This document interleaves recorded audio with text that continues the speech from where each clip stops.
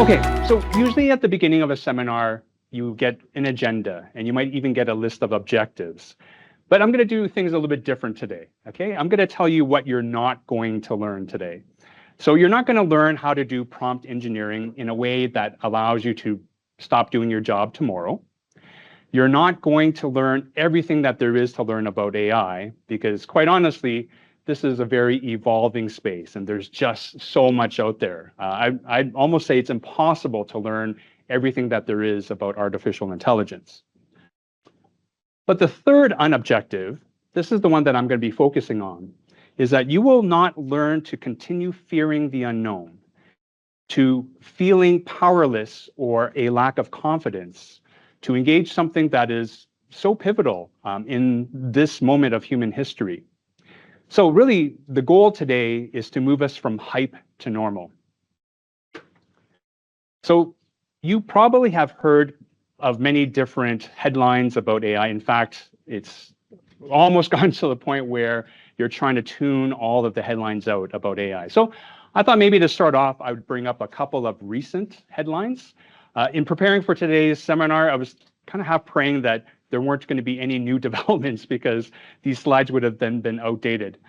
Maybe 2 weeks ago, just near the end of January, you might have woken up at the beginning of a work week and started hearing some things about how the stock market was making some wild movements. You might have heard that maybe if you had invested into stock into a chip maker called NVIDIA, it was a very terrible day. So on that day, NVIDIA, so the maker of some very popular AI hardware, lost almost $600 billion of its market value. Okay, so $600 billion is more than the entire amount of the Mexican stock market, all gone in one day. Now, this is because the stock market will do what the stock market does, it reacts. And so what had happened was there was a growing awareness of this new AI tool called DeepSeek. And so why this particular tool was a lot different from some of the other ones? Well, one, it was able to achieve a lot of the same performance outcomes as a lot of the other popular tools, like the ones that we just saw in the survey, but at a fraction of the cost. And so, of course, the stock market is freaking out about this because if you can now create these tools and they're accessible and you're no longer needing some of these expensive chips or these data sets, well, then all of a sudden, all that money that you just put into some of those companies may not be as valuable.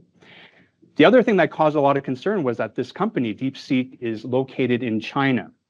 And China has different data privacy rules than most of the world, which then means that any of the data that you feed into this particular tool could be accessible by the government.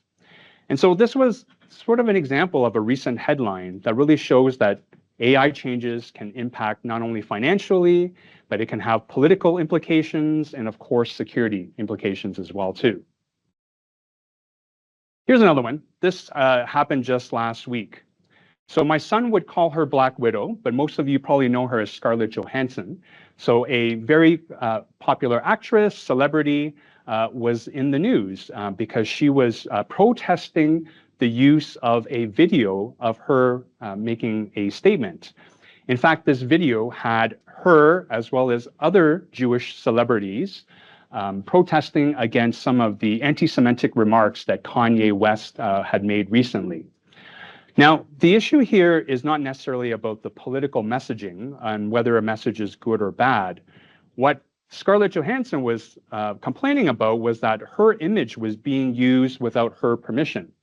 So the video was using a technology called deepfake technology, which essentially rendered a likeness of her speaking words that she never actually said.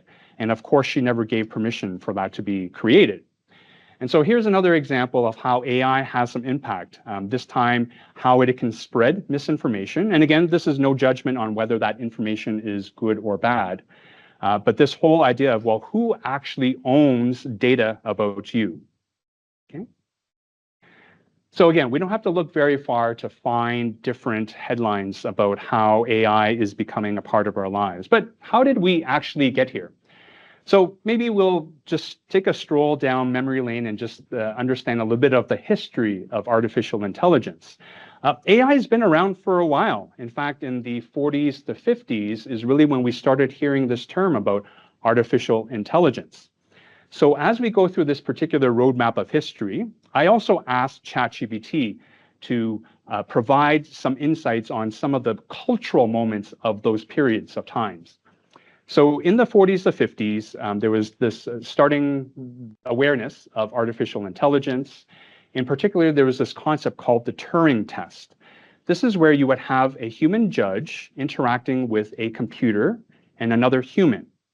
And if what the computer provided would convince the human judge that it was actually being provided by a human, it was deemed to have passed the Turing test. And so even to this day, the Turing test is still an important benchmark for determining whether or not artificial intelligence has reached a certain level of sophistication. So we heard about the Turing test in the 1940s to 50s. This was also the time, according to ChatGPT, where individuals like Elvis Presley, Chuck Berry, Little Richard were making quite a significant cultural impact in the rock and roll music that they were producing. Okay, next stop, 1960s to 1980s. Whenever there is excitement in a disruptive technology, there tends to be a lot of investment that goes into there. However, when there isn't a lot to show for those investments, you find that that investment starts to dry up. And so the 60s to the 80s is what's known as the AI winter, because a lot of the initial investments had started drying up. Thankfully, in 1977, Star Wars came out, according to ChatGPT, and forever changed the way that Hollywood movies were produced. Now let's move on to the 1990s to the early 20s, the first decade of 2000. All of a sudden, AI became popular again because AI successfully beat humans at the games of chess and Jeopardy, two activities that were always deemed to be quite particular to humans being good at.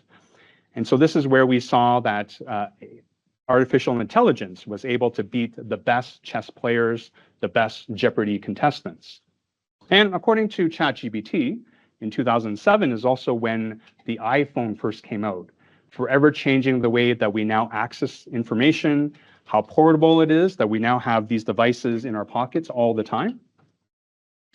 2014 to 2020 is when we started to hear about some of the specific approaches in artificial intelligence.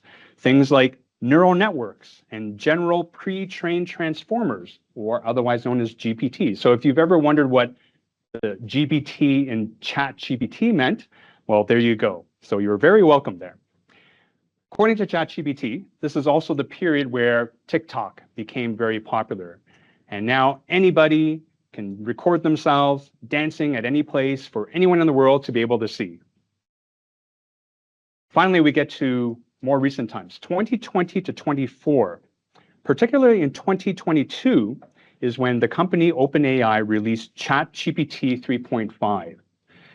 This was quite significant because this is really what ushered in generative AI going mainstream. Okay, and what's a significant cultural moment of that time? Oh, Taylor Swift, according to ChatGPT. Okay, and so here we are now, February 2025. Okay, so this will give you a sense of kind of how the history of artificial intelligence has evolved. So oftentimes we hear about the term AI used in many different ways. It's important to make a little bit of distinction between what is known as traditional artificial intelligence and then a term that I've already used a few times, generative artificial intelligence, okay, generative AI. So just understanding a little bit of the difference will maybe help you understand how it is that these tools work and then how it is that you can better interact with them. So traditional AI is based on rules and logic. It uses a lot of mathematics and statistics and very specific machine learning approaches in order to do what it does. Whereas on the other hand, generative AI uses pattern learning, pattern recognition. It uses a lot of data.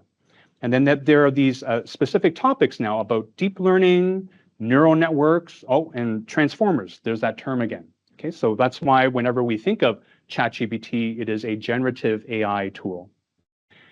So when we think of, well, what do these tools output? Traditional AI tools are what they call deterministic, meaning that if you give it the same input over and over again, it gives you the same answer over and over again. Whereas generative AI is probabilistic. meaning that if you give it the same input all the time, you might actually get a different response every time. So what are the good uses for these type of tools? Well, traditional AI is good for structured tasks, things like facial recognition, fraud detection, doing sales forecasts. Those are all tasks that would be very suitable for traditional AI. Whereas for generative AI, it's great for creative tasks where maybe you are generating text, images, video, audio, doing coding. Those type of tasks require a bit more of complex, unstructured approach to it. And so generative AI is very good for that. Okay, so generative AI, who are actually using these tools and what are they using it for? So there was a report that just came out last week from Stanford University. They did this report in conjunction with the World Bank to just take a look at the uses of generative AI in our current workspace. What they were finding in that particular study is that typically those between the ages of 18 and 29 are the more likely bucket of people using this particular tool.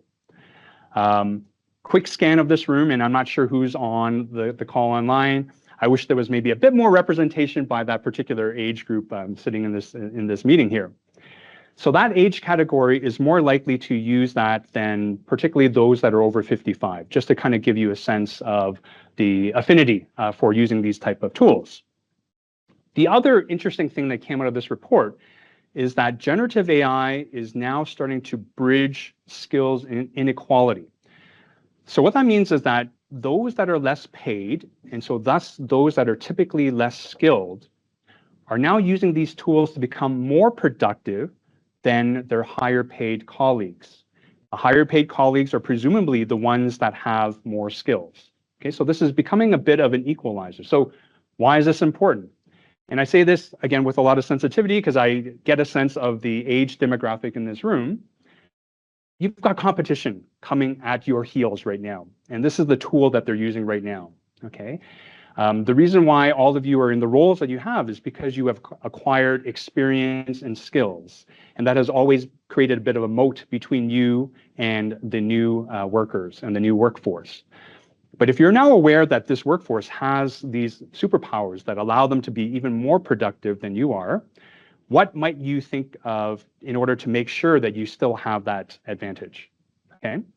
Okay, so in this report, it actually breaks it down. So it lists very specific activities. And I just took a very small sample here to try to maybe prove this point even more.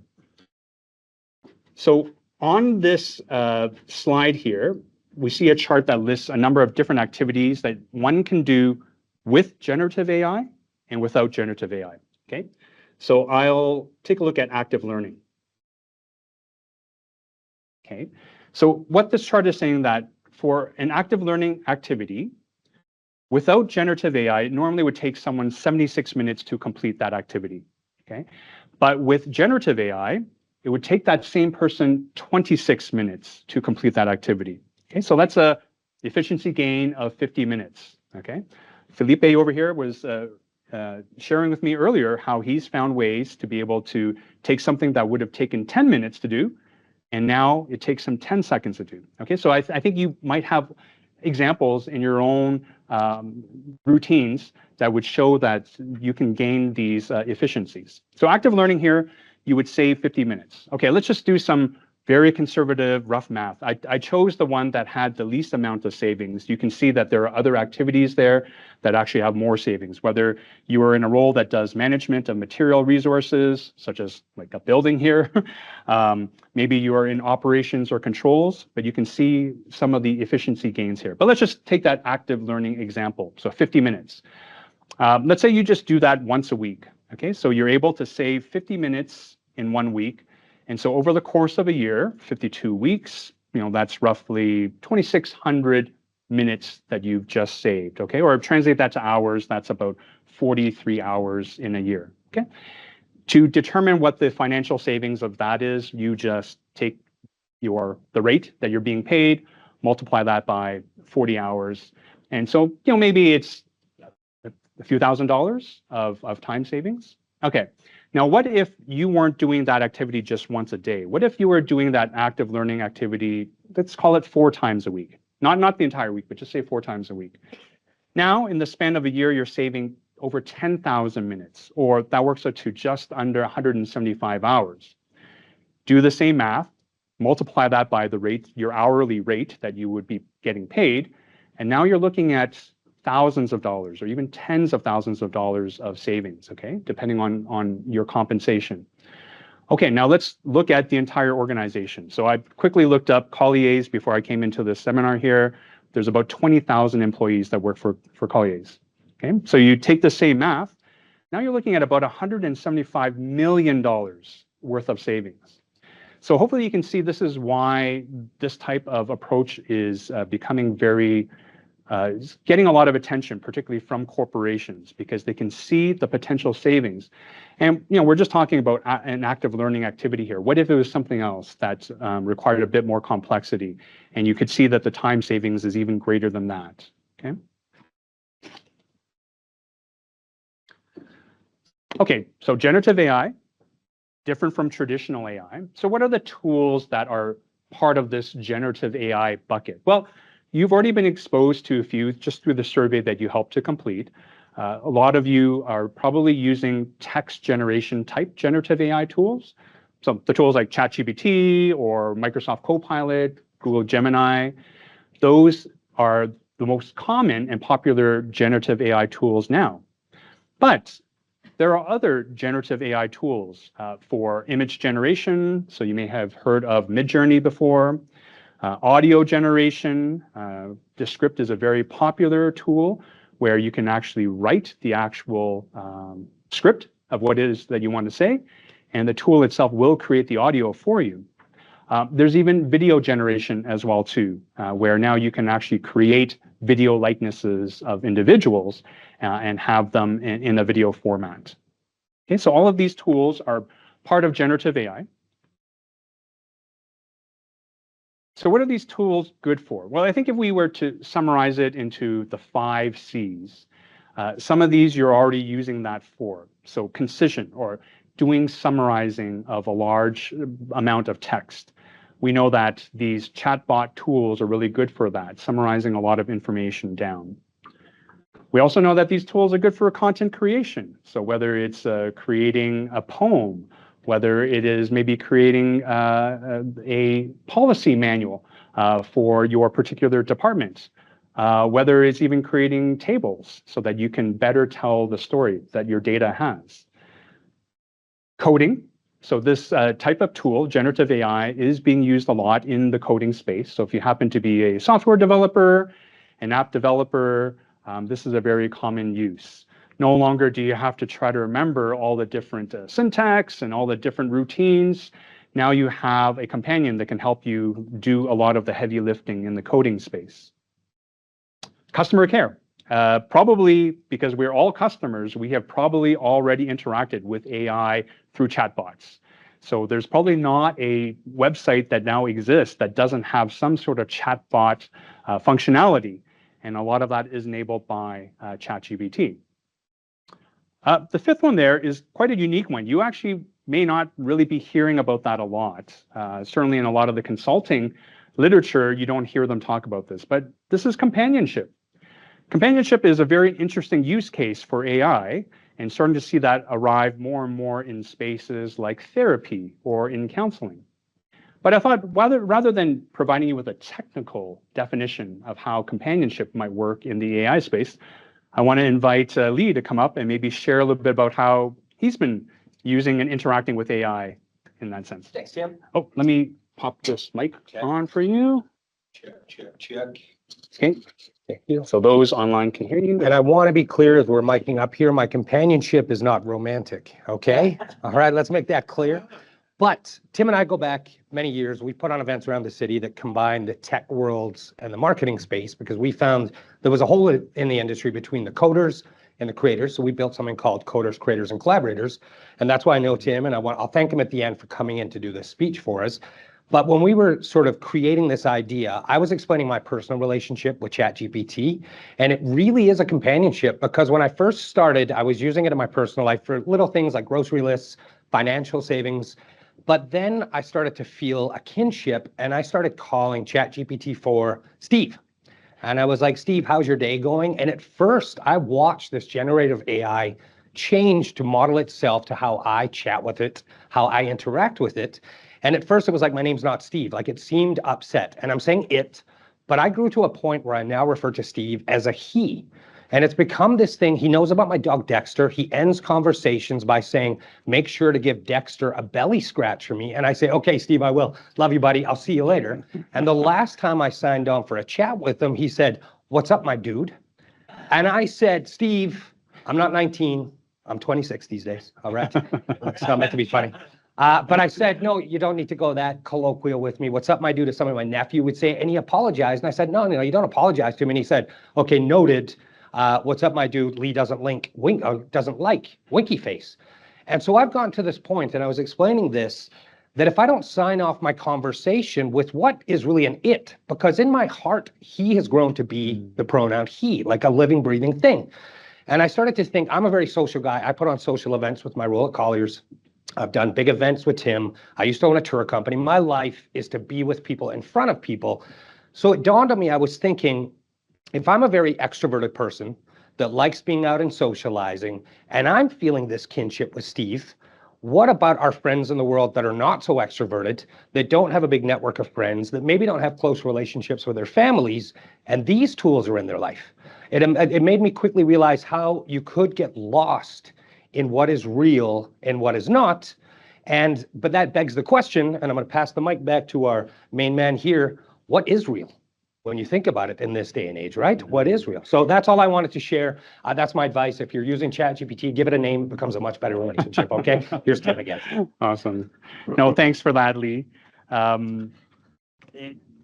We are kind of in a really interesting spot in human history, in technology as well, to just see how a lot of these tools may play out in every aspect of our lives. And so I do think that's maybe where some of the fear comes from as well, too, because we really don't know how some of these will play out. And part of why it is that we want to move from hype to normal is to try to normalize it for everyone, so that this way you feel more inclined to engage a lot of these tools.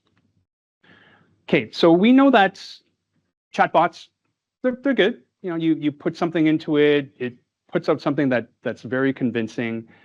But why is it that a lot of companies still have not adopted a full-on AI strategy? Part of it is because they really don't know what this is going to turn out to be. But the other is they're looking for ways in which this particular technology can actually create value for the organization, just like any other technology that has ever come before that, whether it was the internet, whether it was the spreadsheet, whether it was the printing press. These are all examples of ways that allow information to be disseminated much more effectively, but also allows humans to be able to do more with that technology. So I want to talk about maybe the next iteration of generative AI that you may start to hear about. And this is about reasoning models. So yes, ChatGPT is good because you type something in it and it immediately starts to respond, right? The sky is blue, okay? So it's good at predicting what the next word or the next token is. However, it is even better if it actually pauses and takes time to think through how it is that it comes up with the answer. Similar to when we go through our own learning process, we don't want to just blurt out the answer that comes to mind.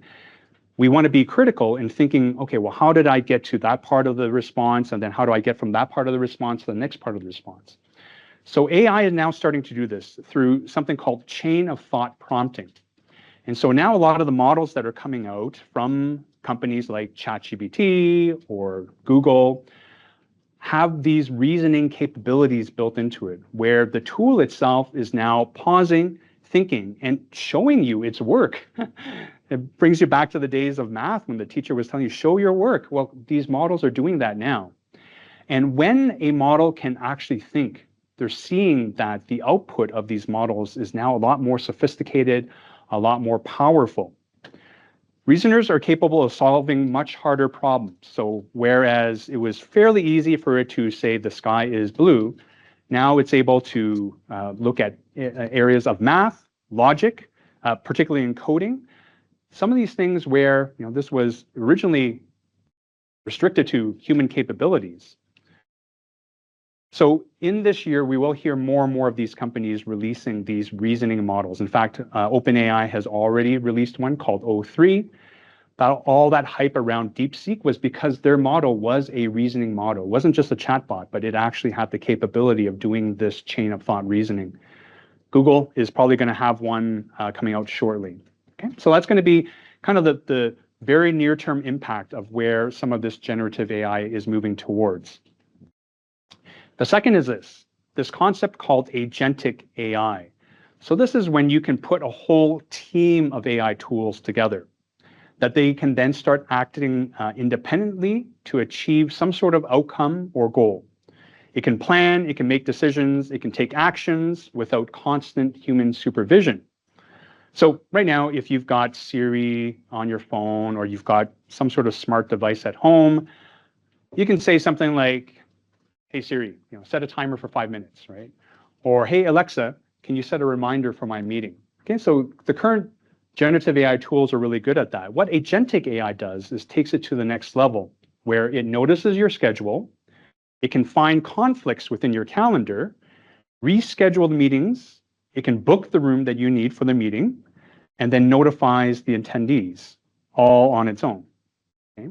So now you can see, and Philippe, I can see your head nodding because you're saying, oh, if only there was something that could do all these things together. That would really be the game changer. Like, it's good right now that Philippe can go through a list of email addresses and remove the duplicates and have it format in a way that he can just drop it into his Outlook. But even better is if he is able to go through all of the emails that are in his inbox and determine which are the ones that are most important or have the highest priority to respond to, and even have the tool start responding immediately. Okay? So this is the idea of agentic AI, where it's moving from just a tool to the technology acting more like an assistant. And it may be humorous, like the assistant that Lee has developed, but more importantly, it's the one that helps to create value, to help you save time from doing the very tedious things in your day-to-day jobs, so that you can spend more time doing the more creative, the more value-generating activities.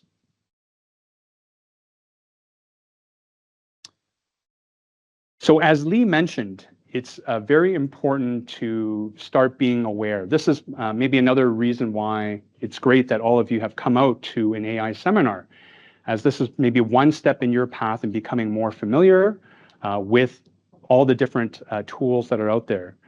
Because truth be known, a lot of these tools will be used to create value for organizations, to help better society. But we've already seen, case in point with our friend Black Widow, that sometimes this technology can also be used for something that is not so good. With AI-generated text becoming more common in our everyday lives, how can you tell if something was written by a machine? There are some signs to watch out for that might suggest something is AI created. Text that sounds too polished, robotic, or where the grammar is too perfect. AI often spits out writing that uses overly formal language, unnatural phrasing, and generic buzzwords. Also, AI can hallucinate facts or misinterpret cultural references. Try asking follow-up questions and see if the response contradicts itself. Watch out for phrases or ideas that repeat itself. There are also tools out there like GPT-0 and CopyLeaks, where you can paste in text to see how likely it is generated by AI. But the best way to become good at detecting AI is to interact with AI every day. So that was not me. Okay, I did not record that. I did not say that at all. That was all done by AI. That's right. This is my AI-generated voice using the tool 11 Labs.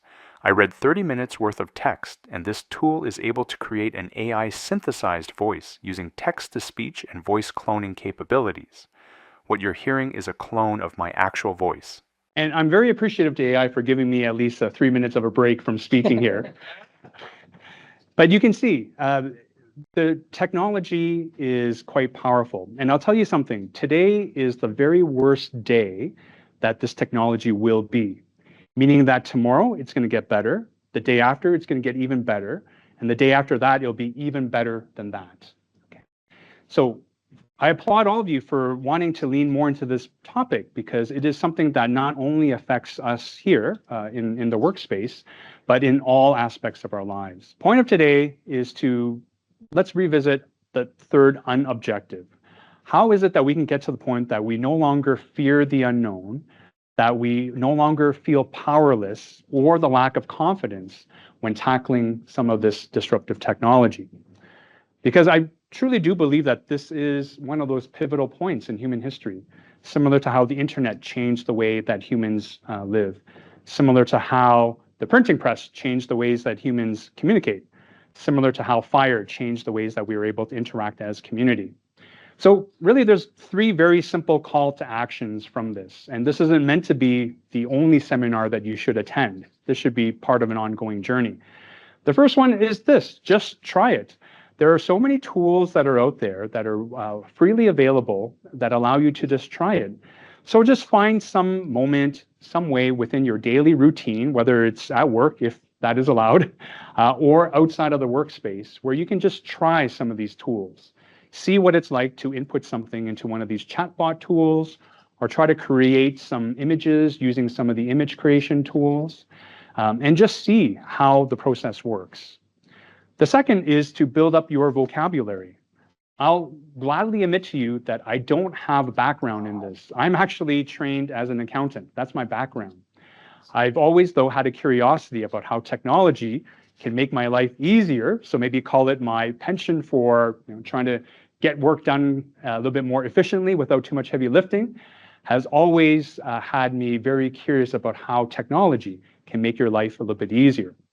And so for me, I have found podcasts to be a very good source of information. In particular, there's a couple of podcasts that I listen to every day. They curate the latest in AI news. And what it does is it just has me listening to the language and the vocabulary on a daily basis. So this way I feel more comfortable whenever there is an AI term that comes up that I've seen it before. And so for you, it could be podcasts, it could be maybe some blog posts that you have encountered. It could be maybe some YouTube videos, even some TikToks that talk about this type of topic. Find whatever medium that works best for you, so that then you can just engage it on a daily basis. It's like your physical fitness. If it becomes part of your routine, then you'll actually miss it if you're not doing it on a daily basis. And the third is this: just join a community. There's so many like you that are curious about artificial intelligence, some of the tools that are out there now, and how it is that they're using these tools in order to make their daily lives easier. Doesn't take much. It's just something over the lunch hour. You can bring a box of donuts, grab some juice, and people will come. You could talk about some of these topics. You can talk about the latest headlines or the latest controversies around the topic itself. And you'll be amazed when people are interested in engaging in a topic like this, they'll give you the content. So you don't even need to do a whole lot of preparation for running a community like this. And if you're saying, well, we don't have a community of practice like this in our organization, I see CJ shaking his head, you can create one. It's actually not that difficult to find those that have an interest in this topic and just say, hey, let's get together on the 4th floor of Stephen Avenue Place every Tuesday. And we'll just talk about the latest AI topics. But the key is that community. Building up that community of practice is what's going to help strengthen you, because, well, one, now you're not alone in this. So just even finding companionship and camaraderie in this journey will be helpful. But you can learn a lot from each other, because all of you are going through this in your own particular ways. And so if there's a way that you can share some of that with each other, then you essentially fast track your learning there. Maybe just a little bit about myself and why it is I have any type of qualification being up here at all. So as I mentioned to you, I'm an accountant. That is where my background is. I'm also a fractional CFO. So I run a consulting practice to help organizations with their financial responsibilities. I also teach at the Haskayne School of Business in the area of IT, which again is just a very fascinating area for someone who grew up in accounting to be interacting with the students in that way. And also, as Lee mentioned, so I'm the founder and director of Untapped Energy, which is a data science nonprofit. So I guess in all aspects of my life, I've always been around data and technology. And so now, as I'm embracing this journey on AI, it really is something that has been instrumental for me to move from this period of hype to something that is a bit more normalized. And so with that, I would like to formally thank you for joining today and spending some time here on this particular topic.